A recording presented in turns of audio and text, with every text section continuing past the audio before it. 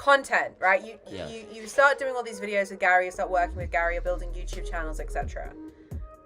Why?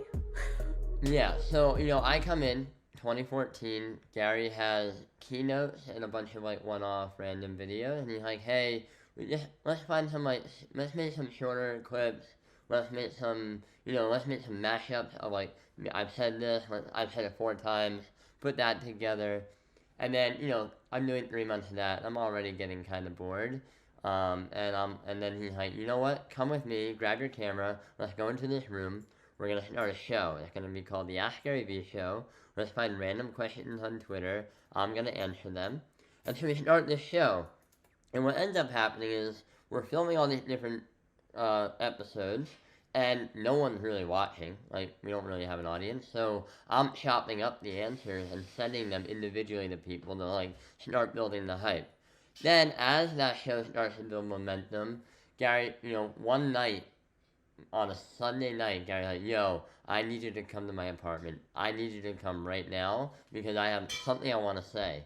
Again, it's hard to not talk about Gary because it's so intertwined, but his energy was he was reading a ton of comments that people hated their jobs and didn't want to go to work and all that. So I show up at 7 a.m. at his apartment, film this Monday morning rant, and he's like, fuck you, Monday, you can be a bust, you gotta have perspective, you can die, da-da-da-da.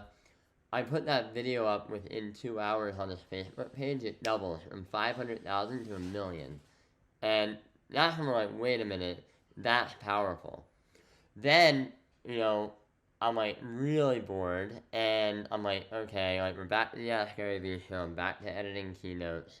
And I was like, Gary, can I follow you around because I want to make a short film again, like what I did in the beginning, how I got the job, and capture some B-roll to tell the story.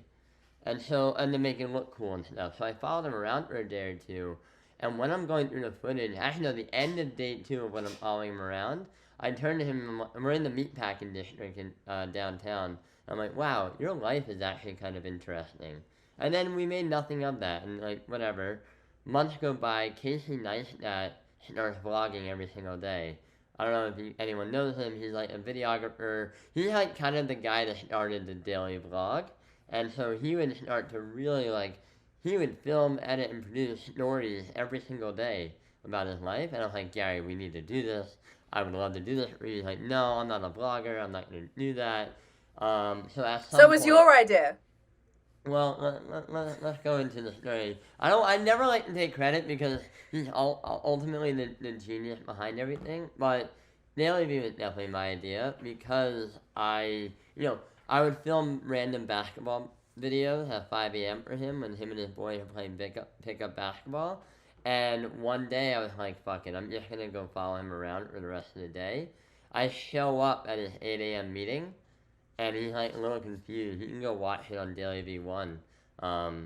And we just filmed it, edited it, and he loved it. And then we started putting that out.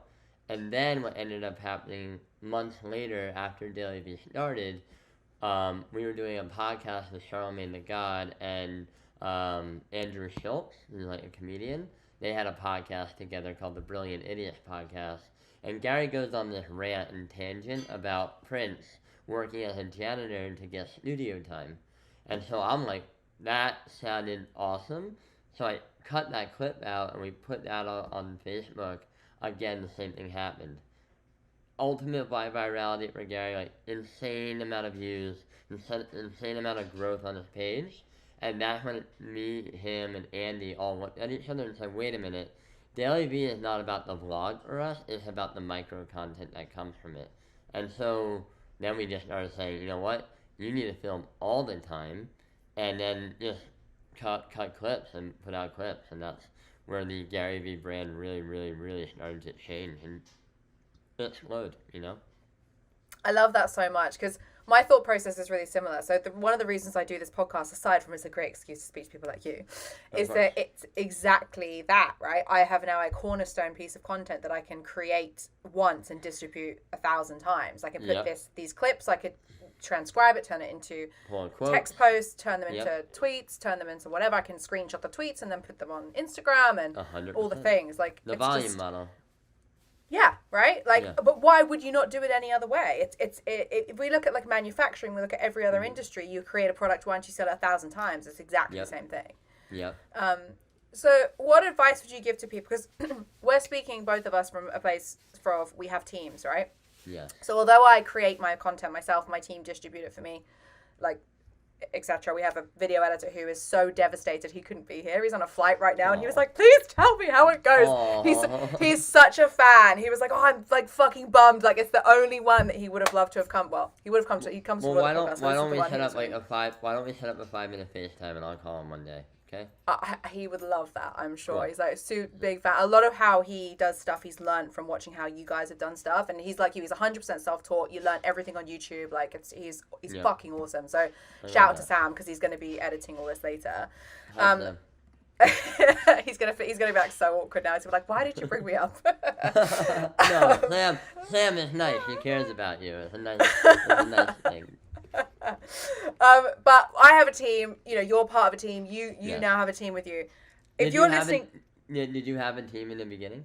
No. I only. Well, this is where I'm going with this. I know. So I only just had my team started posting my content like 3 months ago.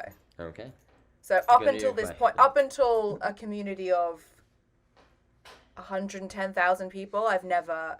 And no one's done anything for me. It's all been me, right? Got it. Which leads me nicely onto the question of, you don't have a team, you don't have a video editor, you don't have someone to follow you around. How are you creating content? How are you building your personal brand at the scale that you need to be building it at in order to make an impact? Yeah, I think, what you said earlier was, like, you have one piece of staple content that you can pull stuff from, right? And now listen, like, a lot of people don't want to do video. A lot of people don't want to do audio. You can write a 10,000 word article and still do the same thing that we're talking about. You can write a 10,000 thoughtful white paper article about a thing once a month, and then you can pull micro quotes from that. You can have someone else record it as an audio podcast and put it up. There are so many ways to manipulate content and turn what you think is one thing into 100. And so I often encourage people, whether that be a long-form podcast, a long-form article, or a long-form video, whatever that is, have one piece of content that's your staple. Or you can do what a lot of TikTokers and influencers do on social media right now, which is just put out a small piece of content once a day, twice a day, 3 times a day around different topics and different things that you enjoy,